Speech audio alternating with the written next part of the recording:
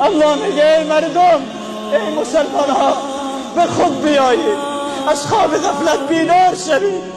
قیامت آمدنی است، مرگ آمدنی است. شما به سوی الله سبحانه و تعالی باز میگردید.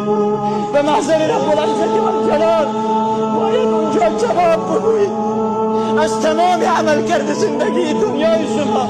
الله شما میپرسد ای مسلمان، تا کی در مسیر غفلت، تا کی در مسیر گناه، تا کی در مسیر خیانت، تا کی در مسیر نافرمانی رب العزت و جلال حرکت میکنی؟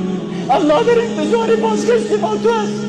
اللهی که به ما تو نیاز ندارد، به ما تو ضرورت ندارد.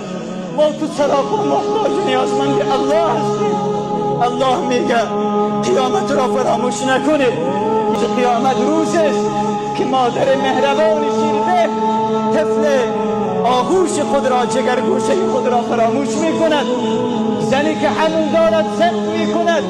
مردم را حیران و سرگردان در میدان محشر میبینی.